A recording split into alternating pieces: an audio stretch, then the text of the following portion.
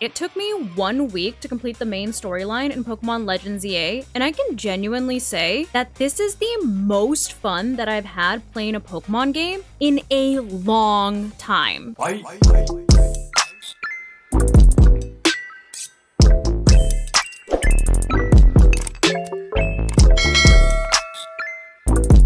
Just as a disclaimer, this video is in no way sponsored, encouraged, or associated at all with Pokemon or Nintendo themselves. This is all my own opinions. But with that out of the way, let's go ahead and hop into the video. After 3 long years, Pokemon and Game Freak finally added a new addition to the mainline games, Pokemon Legends ZA. The game is set in the beloved city of Lumiose 5 years into the future after the events of Pokemon X and Y. And not only did the city get an upgrade with the latest holotech technology, but so did our battle mechanics. But we'll take this review one step at a time. For starters, addressing the elephant in the room, yes, the game strictly takes place in the city of Lumiose. Sure, the doors to the rest of the Kalos region are still there, but they've been shut, and the Prism Tower is under refurbishment. Meaning, just like Legends Arceus, there is no gym challenge in this game. But despite the deviations from a typical Pokemon game, the game almost feels more immersive and engaging than a traditional Pokemon game.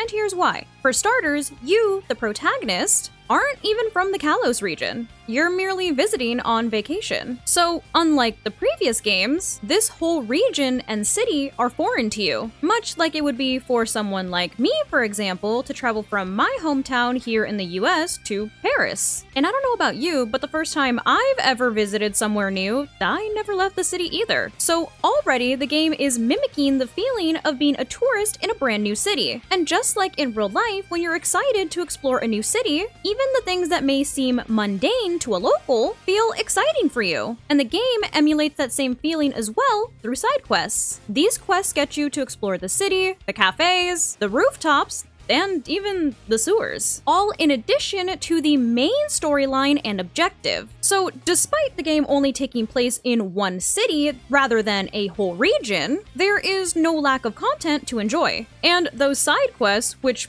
mind you, I still have many to complete myself, are the reason why it took me a week, unlike many others who have already given their opinion on the game, just to complete the main storyline, which we'll discuss that next. Don't worry, I'll make sure to keep this spoiler-free for those that might be using this video to help them decide whether to buy the game or not. But the game introduces you to your well-meaning yet dim-witted rival rather unconventionally, as essentially they target you for looking touristy and recruit you to join their cause, which revolves around you and your newly found friends participating in the ZA Royale to solve the mystery of why they're looking for the strongest Mega Evolution user in the city. And throughout this storyline, you are introduced to both new and surprisingly returning characters, all of which were written with a specific audience in mind: the younger generations of Gen Z and Gen Alpha. Sorry, millennials, we might just be getting old, and I don't think we're the target audience anymore. Unless you're chronically online like me and still use this type of language every day. Now, I mention this because much of the language and cadence is written in the voice of younger generations, using slang and other online language to convey the message that these are young adults or teens in a futuristic society, which this, once again, helps the player further immerse themselves in this world, as it emulates what it would actually be like for the player to visit the city in real life, especially since all of the characters all interact with each other in a more natural and organic way. What I'm getting at is that essentially, although the game is scripted, it feels less scripted and more like having a casual conversation with friends, which makes the game much more lively and fun. And the story itself also has some great twists and lore later in the game as you get closer to completing the objective. And it may just be one of my favorite storylines that we've had in the modern games, as it touches on topics such as learning from your mistakes in the past, shame,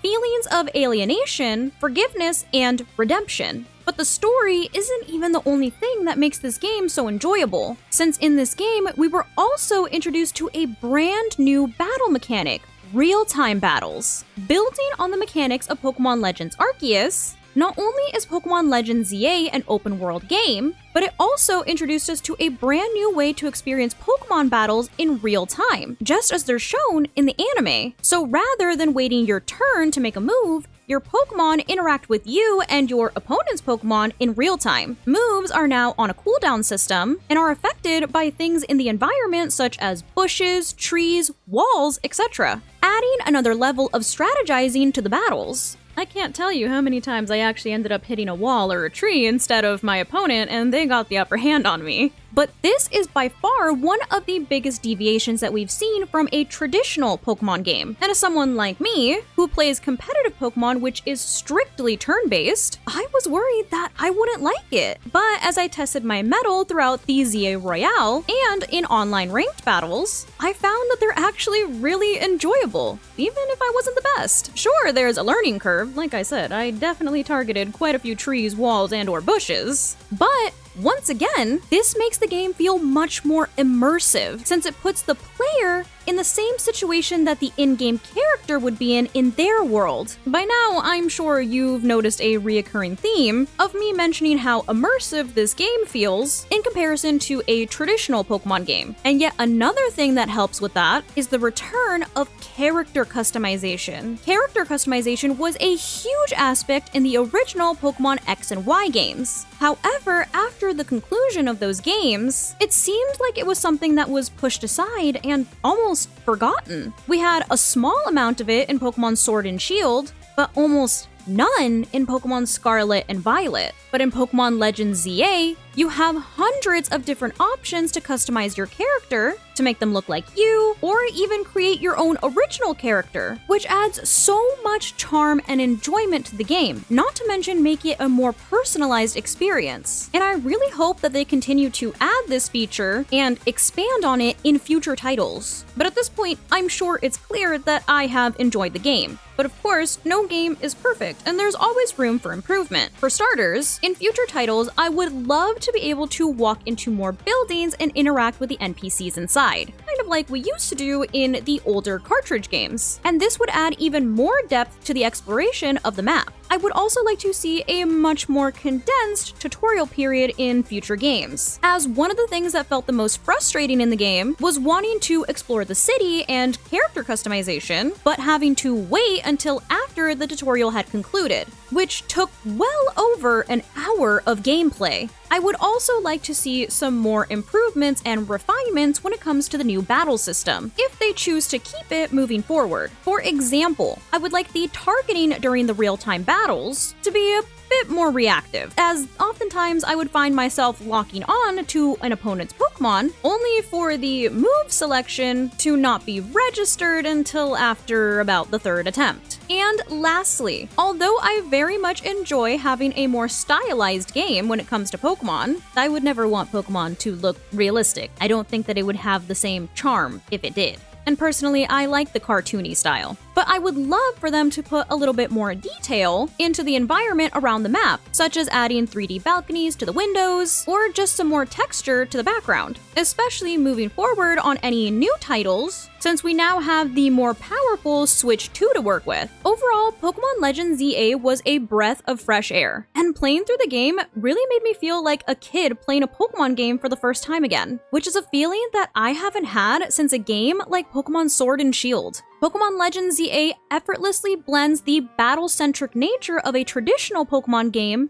with the whimsy and wonder of the open-world titles like Pokemon Legends Arceus, serving as a great stepping stone for the future of the franchise. And I really hope to see them continue this style of game moving forward. But I would love to know what you think of Pokemon Legends ZA down below in the comments. If I had to give the game an overall rating, I would give it an 8 out of 10, because like I said, no game is perfect and there's always room for improvement. And this game may even be in contention for one of my favorite modern day Pokemon games. But that is going to go ahead and wrap it up for my review of Pokemon Legends ZA. If you did find this review helpful, I kindly suggest that you consider subscribing so that I can continue to make content for you guys. And of course, in addition to any thoughts that you have on the game itself, please leave any other video suggestions that you would like me to make covering any topics on Pokemon Legends ZA as well. But thank you all so much for watching, and thank you to those of you who have joined the channel as members. I appreciate you all so much.